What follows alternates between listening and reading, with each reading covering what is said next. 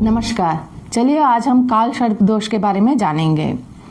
काल सर्प दोष 12 प्रकार के बनते हैं।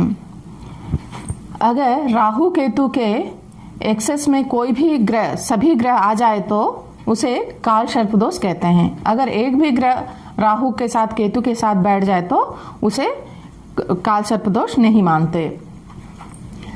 पहला भाव में बनने वाला काल सर्प दोष को अनंत काल सर्प दोष कहते हैं।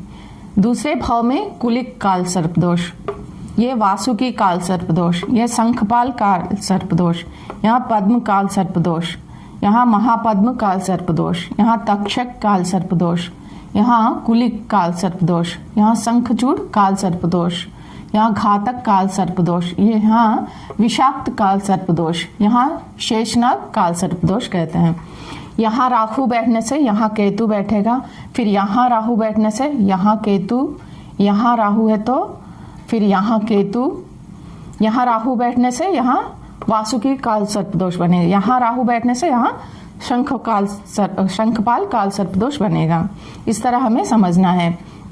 अगर पहला भाव में राहु बैठा है, सप्तम भाव में केतु बैठा है तो बाकी इन भावों में अगर सभी ग्रह आ जाए तो इसे अनंत काल सर्प दोष कहते हैं।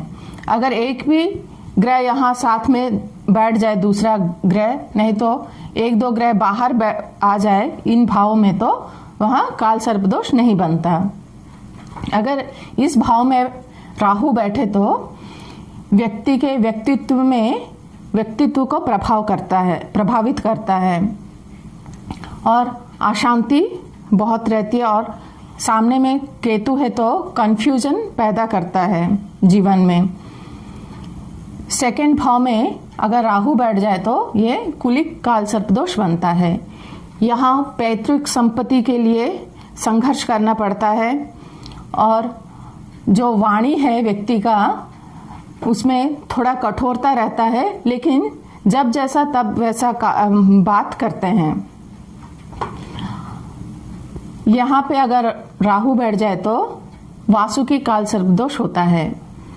यहाँ केतु आ जाता है और बाकी ग्रह यहाँ आ जाए तो इसे वासुकी काल सर्प दोष कहेंगे। यहाँ पे राहु कारक होते हैं इस भाव में, तो ज़्यादा नुकसान नहीं होता है, लेकिन इसका राशिपति भी अच्छी स्थिति में होना चाहिए।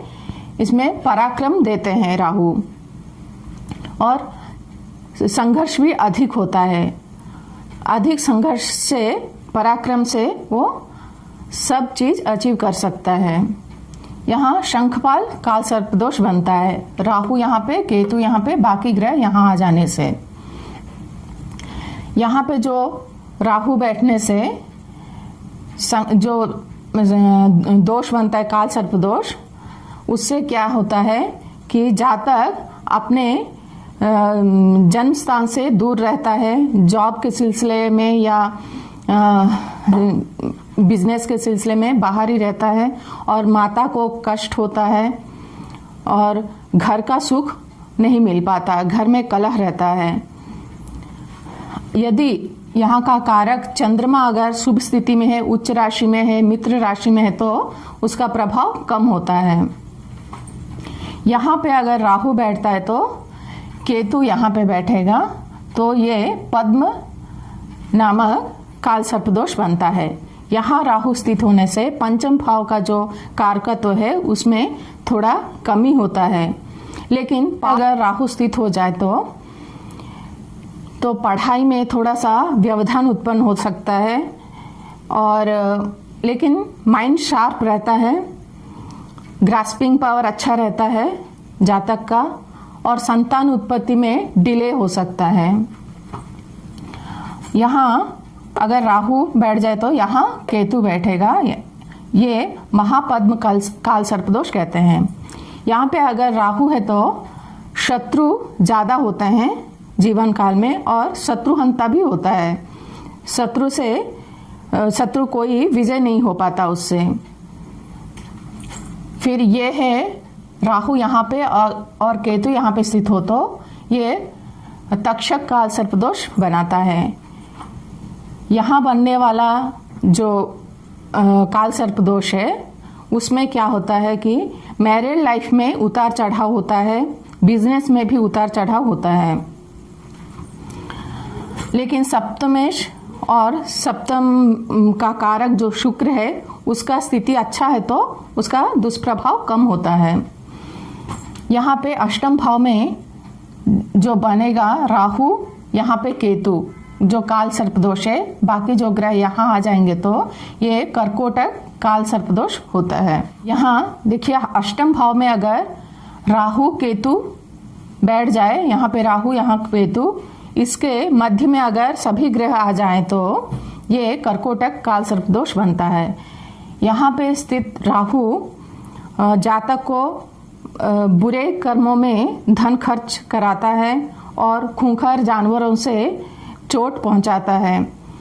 देखिए यहाँ पे अगर राहु बैठता है तो यहाँ पे केतु, तो शंखचूड़ काल सर्पदोष बनता है, सभी ग्रह अगर इसके एक्सेस में आ जाए तो यहाँ पे स्थित राहु जो है व्यक्ति को अपने पिता से मतभेद कराता है और भाई बहनों से, छोटे भाई बहनों से भी मतभेद होता है। और त्रिकोण का में पाप ग्रह अच्छा रिजल्ट करता है तो इसमें अगर इसका स्वामी जिस राशि में स्थित है उसका स्वामी अगर अच्छे स्थिति में है तो वो अच्छा रिजल्ट करेगा। यहाँ पे राहु है तो यहाँ केतु हो जाएगा। इसके मध्य अगर सभी ग्रह आ जाए तो ये घातक काल सर्पदोष बनता है। स्थित राहु जातक को राजनीति के क्षेत्र में ऊंचाई तक ले जा सकता है। यहाँ पे अगर बनता है विषाक्त काल सर्पदोष, यहाँ स्थित राहु है तो यहाँ पे केतु स्थित होगा। यहाँ जो भी ग्रह बैठते हैं वो अच्छा रिजल्ट ही करते हैं, अच्छा इनकम दिलाते हैं। तो यहाँ पे राहु जातक को अच्छा इनकम दिलाएगा। यहाँ पे राहु और यहाँ पे केतु बैठ जाने से इसे शेषनाग काल सर्पदोष कहते हैं। यहाँ अगर राहु स्थित हो जाए और बाकी ग्रह इसके अंदर आ जाए तो वहाँ पे जातक को कोर्ट कचहरी के संबंधित कोई परेशानी उत्पन्न करा सकता है। इस तरह हम राहु केतु के बारे में, काल सर्प के दोष के बारे में जान सकते हैं। अगर कोई सा भी एक भी ग्रह साथ में बैठ जाए तो ये दोष उत्पन्न नहीं होता है, इसे डरने की कोई जरूरत नहीं है। इसका उपाय आप कर सकते हैं। सोमवार शिव जी को जल चढ़ा सकते हैं, चंदन का लेप लगा सकते हैं।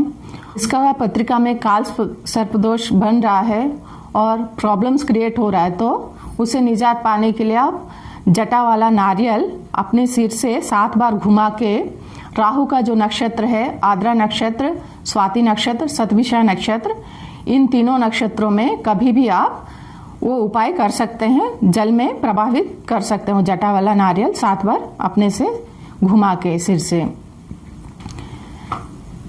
अगर मेरा ये वीडियो आपको पसंद आए तो प्लीज़ लाइक करें, शेयर करें, सब्सक्राइब करें। धन्यवाद।